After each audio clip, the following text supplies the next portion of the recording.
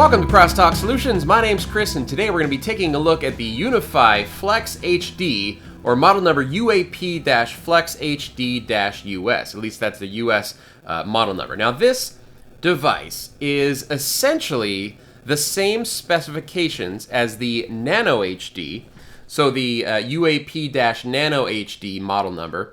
But it's a much different form factor, and this is an indoor-outdoor access point as opposed to the Nano HD, which is specifically made for indoors. Okay, so let's go ahead and pop this thing open and take a look at what comes inside the box. All right, here we have the Nano HD itself. This is a very kind of a interesting form factor on this thing. It's kind of like the size of a Red Bull can, or here, I'll tell you what. There we go. So there is the Nano HD alongside a beer bottle. And you can see that it's just a little bit smaller than the beer bottle. All right, so there's only really two ports on this thing. We have the Ethernet. This is a gigabit Ethernet port. And then there's also a reset button for resetting it to factory defaults if you ever need to do that. Now, this is a really powerful access point in quite a small form factor. So this is 802.11 AC Wave 2 4x4 multi-user MIMO in the 5 gigahertz spectrum, or basically about 1.7 gigabits per second of throughput in the 5 gigahertz spectrum. For the 2.4 gigahertz spectrum, it is 2x2 MIMO at 300 megabits per second of throughput.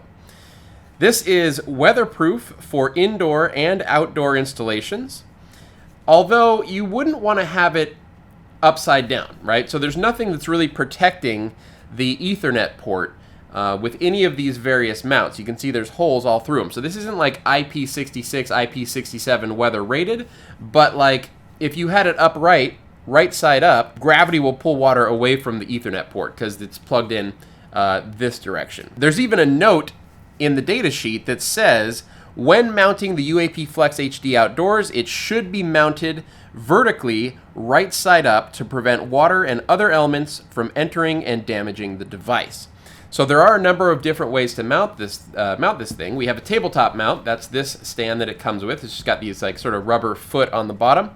So you could put it tabletop, just put it like that, and just stick it wherever you want to stick it. Here we have a quick start guide, as well as a little guide for the different mounting options that we're talking about. So wall mounting option. So this is the wall mount. Let me pull this out of here.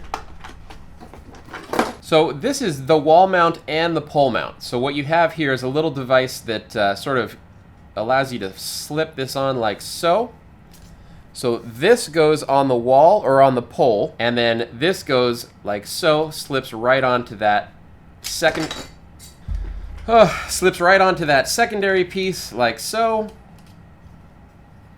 And there you have your wall mounting or pole mounting.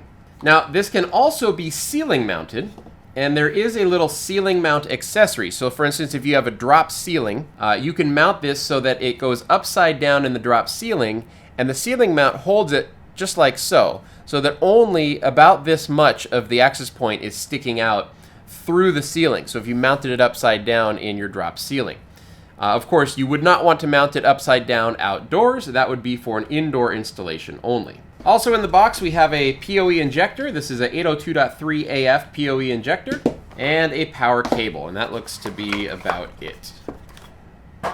Now, I mentioned that ceiling mount. I was not able to find the ceiling mount online, but the G3 Flex camera ceiling mount is available online. It looks very similar to this one, and it costs $19. So I would expect that the cost of the ceiling mount is going to be right around 20 bucks, right around the same price as the one for the G3 Flex camera. Speaking of price, this device is $186.20 on Amazon as of the recording of this video.